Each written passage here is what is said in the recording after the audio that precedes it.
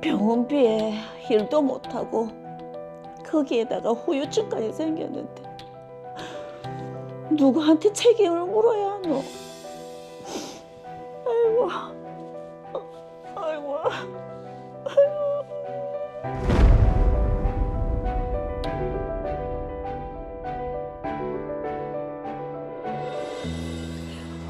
아, 저봐라. 너무 좋다. 야, 공기 진짜 좋다. 야, 얼마 만에 등산이고? 그러니까 너무 좋다.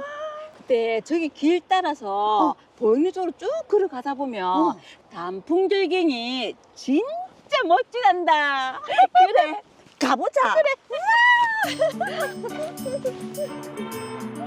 저희는 가을 단풍이 유명하다는 로이어군으로 당일 여행을 왔습니다. 공기 좋은 곳에서 산보를 즐기며 인도를 보행하면서 단풍 절경을 구경하기로 했습니다.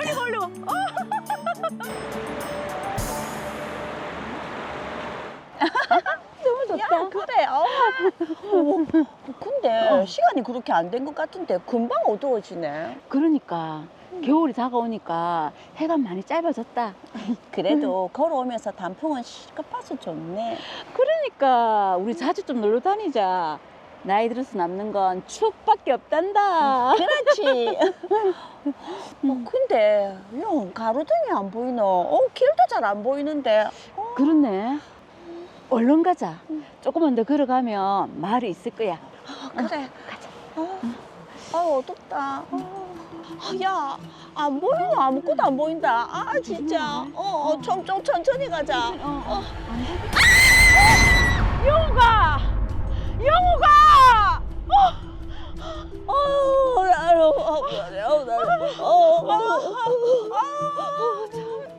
여기 사람이 추락했어요. 도와주세요. 일단 119 전화기. 무슨 일입니까? 제 친구가 아래로 떨어졌어요. 예? 괜찮으세요? 아유, 높이도 보니까 상당한데요. 여보세요? 119죠? 네네네. 여기 로이어군 노아마을 인근에 있는 지붕국도인데요. 인도로 갔던 사람이 도로 아래로 추락했습니다. 빨리 좀 와주세요. 예예. 내 일할 줄 알았다니까. 사고 날 것 같아서 군청에다가 여러 차례 민원도 제기했는데 군청에서 조처한다더니.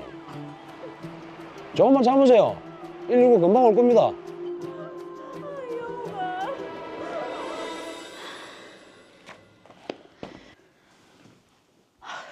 아이고, 왔나? 아유, 다리도 아픈데 일어나지 마라. 몸은 좀 괜찮나? 제대로 못 걸으니까 답답해 죽겠다. 후유증이 너무 심하네. 아니, 어떻게 그렇게 위험한 곳에 펜스나 이런 거 제대로 하나 안 되어 있고 가로등도 없고. 그러니까 마른 하늘에 날벼락도 아니고.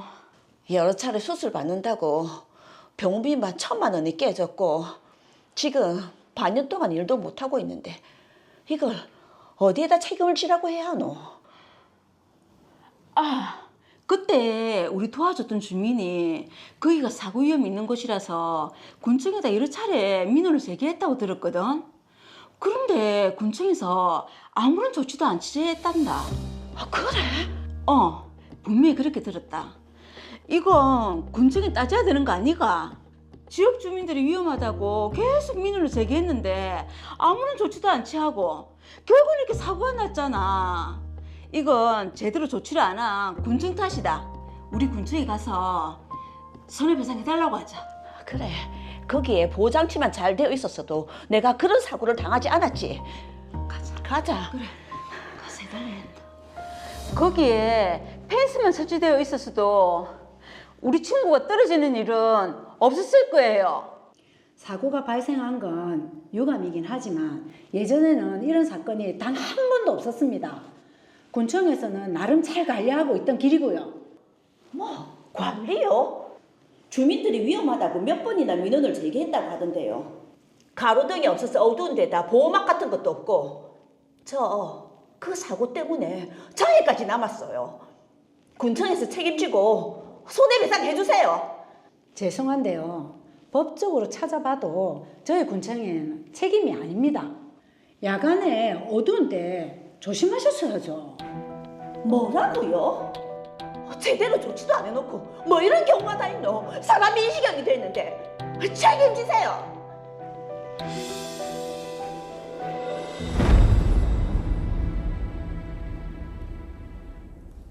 마른 하늘의 날벼락도 뭐 이런 날벼락이 없습니다. 보통 이제 인도에서 길을 걷다가 넘어졌는데 크게 또 다치는 경우가 있잖아요. 이런 경우에는 그럼 누구에게 책임을 물어야 됩니까? 아니, 과연 이제 기본적으로 누구에게 책임을 물어야 되는지 한번 따져봐야겠죠. 예. 누가 만약에 밀었다거나 뭐 차에 치였다. 그렇다면 당연히 그 가해자가 특정이 될 테니까 그 가해자에게 손해배상 책임이 성립하지 않겠습니까? 네. 그렇죠. 뭐 차 사고를 낸 사람이나 민 사람이 당연히 책임을 져야 되겠죠. 그런데 이제 문제는 이게 누가 민 것도 아니고 뭐 차에 치인 것도 아닌데 갑자기 걷다가 이제 실수로 넘어졌다든지 또 이 바깥으로 추락한 경우 그것도 야간에 이 길이 잘 안 보이는 그런 상황에서 이런 사고를 당했다면 원래는 이제 원칙적으로 보행자에게 책임이 있다 그렇게 볼 수 있겠죠. 그러네요. 이게 잘 걷다가 자기 실수로 넘어진 거니까 네네. 누구에게도 책임을 물을 수는 없겠네요. 그렇습니다. 그런데 그 넘어진 원인이 만약에 이 보행로의 구조상 그런 것이라면 어떻겠습니까? 그건 이제 보행도로 이제 하자 때문이니까 이 보행로의 관리 주체에게 책임이 있는 겁니다. 이 사고 현장을 보면요. 멀쩡하게 이제 아래로 이어지는 보행로 옆에는 쭉 펜스가 원래 있었거든요. 네네. 그런데 김영옥 씨가 추락한 그 장소에 약간의 커브길이 있었는데 공교롭게 딱 그 부분에만 이 펜스가 딱 끊겨져 있었다는 거죠.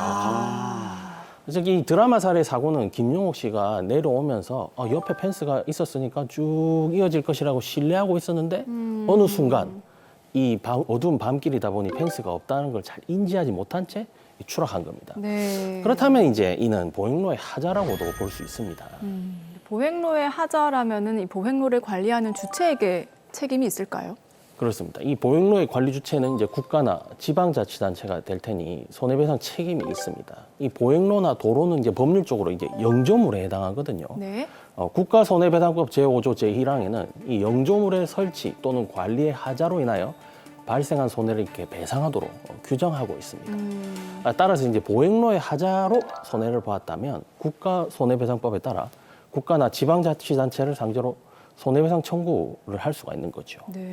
근데 문제가 있습니다. 군청 담당 공무원이 말하기를 김영옥 씨 같은 사고가 이전에는 한 번도 없었고 거기에다가 지금 법적으로도 군청은 책임질 이유가 전혀 없다 이렇게 주장을 하고 있거든요. 사실 이제 보행로를 이제 걷는 사람이 이게 넘어지거나 네. 이게 추락해서 그런 경우 손해를 배상해라 이런 식의 좀 명시적이고 구체적인 법령은 쉽게 찾을 수가 없습니다. 그래서 아마 이제 담당 공무원이 그런 말을 했던 것 같습니다. 자, 그러면 우리나라 법에는 이런 경우에 손해를 배상한다는 그런 근거 조항이 없는 건가요? 아닙니다. 이게 보행안전법이라는 또 법률이 있거든요. 네. 이게 자세히 설명드리도록 하겠습니다. 이 보행안전법 제3조 제1항에 따르면 국가와 지방자치단체는 보행안전에 관한 권리를 최대한 보장해야 한다라고 규정하고 있는데요. 네. 그리고 제3조 제4항에는 안전한 보행 환경이 적절히 조성되지 아니한 경우에는 특별한 사정이 없는 한 보행자에게 불리하게 책임을 부과하거나 법률을 적용 해석해서는 안 된다 이렇게 규정하고 있거든요. 네. 이걸 이제 보행권의 보장이라고 합니다. 즉 국가와 지방자치단체는 보행권이 안전하게 보장되도록 그리고 보행자에게 불리하게 법이 적용되지 않도록 조치할 의무가 있다 이렇게 볼 수 있는 거죠. 자, 그런데 설명해 주신 보행안전법 내용은 이게 보행안전에 좀 신경을 쓰라 하는 정도인 것 같은데 구체적인 손해배상 책임도 인정이 될 수 있습니까? 네, 이 진행자분께서 아주 중요한 질문을 해주셨는데요. 이 보행안전법이란 법률 자체는 매우 추상적이고 선언적인데요. 네. 자세히 살펴보면 매우 이렇게 촘촘하게 구성되어 있다는 걸 확인할 수가 있습니다. 이 지방자치단체는 5년마다 보행안전 및 편의 증진을 위한 실태 조사를 실시해야 하고 이에 관해서 지역 보행안전 및 편의 증진 기본 계획도 수립해야 합니다. 네. 그리고 지역 보행안전 편의 증진 위원회를 열어가지고 보행안전 및 편의 증진에 관한 지역 주요 정책의 수립 및 조정에 관한 사항을 심의해야 합니다. 매년 해당 지역의 이 보행안전 지수를 계량적으로 평가해서 행정안전부 장관을 통해서 또 공표해야 할 의무도 있습니다. 이야, 지금 이렇게 변호사님 말씀 들어보니까 네. 촘촘하게 보행 안전을 위해서 지방자치단체가 해야 할 일이 굉장히 많은 것 같네요. 그렇습니다. 이게 5년마다 보행 안전을 위해서 이제 실태 조사하고 기본 계획 수립하고 위원회도 개최해야 하는데 이 한마디로 얘기하면 우리 지역의 이제 보행 안전 지수는 몇 점입니다. 네. 이렇게 평가를 해서 제시해야 할 그런 의무가 있는 것이죠. 자, 그러면 이 사례 로이어 군은 우리가 지금 잘 관리를 하고 있다라고 얘기를 했는데 어땠습니까? 제가 이제 좀 자세히 조사를 해보니까요. 이 로이어 군청에서는 실태 조사도 또 기본 계획도 실시하거나 수립한 적이 없었습니다. 보행안전편의 증진위원회도 개최한 적이 없었고 보행안전 지수도 이렇게 계량적으로 측정한 적이 없었습니다. 아이고야. 이야, 그럼 이게 잘 관리하고 있다라는 담당 공무원의 말하고는 정반대의 상황이 지금 나온 건데 이게 법률에서 정한 상황인데 왜 로이어 군에서는 그런 걸 하지 않았을까요? 그러게요. 솔직히 이게 현실입니다. 뭐 무조건 공무원이 잘못했다기보다는 실제로 이렇게 법에는 있지만 실시하지 않거나 잘 모르는 내용이 많이 있거든요. 특히 이제 좀 시골 지역으로 갈수록 이제 보행 안전에 관해서는 이 법령 준수가 좀 매우 미흡한 게 아직은 현실인 것 같습니다. 자, 어쨌거나 이 드라마 사례에서 로이어 군이 법을 위반했다라고 볼 수가 있겠네요. 그렇죠. 하지만 이제 그것만으로는 또 부족합니다. 이 로이어 군이 보행안전법에서 정한 준수사항을 위반한 것은 맞는 것 같은데 네네. 하지만 그게 과연 이 사건과 인과관계가 있느냐 이걸 또 밝혀야겠죠. 이 사건과 인과관계가 또 중요할 것 같은데 변호사님께서 밝혀주셔야죠. 예, 당연히 좀 자세히 제가 따져보고 밝혀보겠습니다. 이 국토교통부에서 정한 이 도로의 구조, 시설 기준에 관한 규칙과 도로안전시설 설치 관리 지침 뭐 이런 것들이 있습니다. 네. 자, 여기에 따르면 이제 보행자나 자전거 등이 이제 길 밖으로 이렇게 추락하는 걸 방지하기 위해서 보행자용 방호 울타리를 설치하라 이렇게 규정이 돼 있거든요. 예. 자, 여기서 말하는 이제 보행자용 방호 울타리는 당연히 이 펜스도 포함이 되는 겁니다. 네. 자, 오늘 이제 보행자가 다니는 인도를 한번 길거리에서 한번 유심히 살펴보세요. 뭐 펜스가 있다거나 뭐 화단이 있다든지 어떤 조경 시설로 도로와 보행로를 구분한 시설물이 있다는 걸 아마 쉽게 볼 수 있을 겁니다. 네. 네네. 그게 다 이런 지침에 따라 정해진 것이거든요. 그런데 이제 중요한 점은 국토교통부 규칙에는 이러한 펜스 등 보행자 안전 시설이 원칙적으로 이게 중단 없이 연속되고 일관성을 유지해야 된다. 그렇게 규정하고 있다는 점이죠. 근데 지금 이 사건에서 사고 현장에 공교롭게도 그 펜스가 끊겨 있었지 않습니까? 이건 연결성 그리고 아까 말씀하신 그 일관성 이게 없다고 봐야 되지 않겠습니까? 사무장님께서 말씀하신 게 매우 정확합니다. 제가 좀 복잡하게 설명해 왔지만 한마디로 얘기해서 이게 펜스가 커브길에서 갑자기 이제 끊어진 거는 보행자 보호 시설이 연결성과 일관성을 상실한 거죠. 그렇죠. 예. 예. 이게 또 이게 사고의 원인과 연결이 되니까 인과관계가 있다 이렇게 볼 수 있는 거죠. 그러니까 이 펜스가 이게 중단된 건 법령 위반이기도 하고 또 영조물의 하자가 되니까 국가손해배상법 제5조 제1항에 따른 국가손해배상 책임이 성립하는 겁니다. 네. 따라서 이제 로이어 군이 손해배상 책임을 진다 이렇게 볼 수 있겠습니다. 자, 그리고 그 지역 주민인 박도영 씨가 이렇게 말을 했지 않습니까? 사고가 발생했던 곳이 예전부터 위험한 곳이어서 좀 민원이 많았다라고 했는데, 자, 그런데 왜 군청에서는 좀 조치를 취하지 않았을까요? 네, 뭐 원인은 여러 가지가 있겠죠. 예. 아마 뭐 예산 문제가 있을 수도 있고 또 이 담당 공무원이 말한 것처럼 이전에는 이제 이 지역에 사고가 없었으니까 좀 또 안일하게 대처한 것이 아닐까라고 생각이 됩니다. 거기에다가 이제 보행안전 이 관련 실태조사나 보행안전지수 평가도 안 거쳤다고 하니까 네. 결국에는 이제 법에서 이런 걸 좀 조사하고 주의를 기울여야 한다는 건데 그런 게 좀 소홀했던 점이 이 사고로 이어진 원인인 것 같습니다. 자, 일단 로이어 군의 손해배상 책임이 있고 또 손해배상이 가능하다면 손해가 어떻게 또 평가되는지도 궁금한데 김명옥 씨의 경우에는 지금 병원비도 많이 나왔고요. 후유증에 일도 못하고 있는 상황이거든요. 네, 어떤 사건이든 손해는 이제 크게 세 가지로 나눠지거든요. 치료비를 포함한 이제 적극적 손해, 또 일을 하지 못해서 발생한 그 일실 수입인 뭐 소극적 손해, 네. 그리고 이제 정신적 손해 위자료로 이렇게 구분이 됩니다. 국가 손해배상도 마찬가지입니다. 김용옥 씨는 이제 병원비만 1,000만 원이 넘게 들었다고 하는데 이건 적극적 손해가 되겠죠. 그리고 제가 조사를 해보니까 사무직에 종사를 하신다고 해요. 예. 그래서 만 65세에 이르기까지 이 평균 임금을 기준으로 한 소극적 손해도 계산이 가능할 것 같습니다. 그 외에도 이제 정신적 손해는 위자료로 청구할 수가 있겠습니다. 예. 야, 이게 좀 김영옥 씨가 그래도 손해배상의 길이 열려 있다고 하니까 다행스러운 일이긴 합니다. 근데 이 담당 공무원이 아까 얘기를 할 때 길이 어둡고 한데 좀 조심을 했어야죠. 이렇게 얘기를 했거든요. 그러면 이게 김영옥 씨에게도 좀 과실이 있다고 판단되지 않을까요? 네, 사무장님께서도 좀 좋은 지적을 하셨는데요. 모든 사고는 사실 또 피해자에게도 일부 과실이 있을 수가 있거든요. 네네. 그날 밤 이제 야간에 이제 길이 쭉 이어질 것이라고 좀 안일하게 신뢰한 부분은 아마 김영옥 씨에게도 일부 과실로 인정될 것으로 보입니다.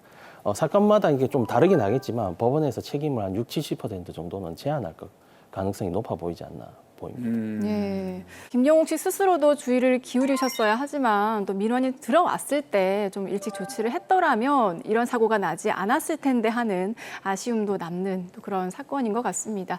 자, 이 사건 마무리해 보겠습니다. 마지막으로 한마디 해주시죠. 네, 오늘 방송 보시면서 좀 오해하시면 안 되는 게요. 이제 길을 걷다가 이제 넘어져서 다쳤다고 해서 무조건 손해배상 책임이 인정되는 건 아닙니다. 그런데 이제 그 원인이 이제 보행로나 뭐 인근 도로의 어떤 표지판이나 뭐 경계 부분의 하자, 이런 시설의 하자 때문이라면 얘기가 좀 달라집니다. 예. 오늘 주제의 핵심은 이 보행자의 보행 안전을 위해서는 국가와 지방자치단체에게도 상당한 책임이 있다는 점이고요. 혹시 이 방송을 보시는 공무원분들도 한번 꼭 찾아보셨으면 합니다. 여러 사건을 다루다 보면 의외로 좀 충격적이게 이런 부분을 잘 주의를 좀 소홀히 한다, 이런 걸 경험하게 되거든요. 만약에 보행 중 큰 사고를 겪었고 피해가 크다면, 게다가 만약에 그 원인이 지자체 관리 소홀로 의심이 된다면 법률 전문가와 반드시 상의해 보시기를 바라겠습니다.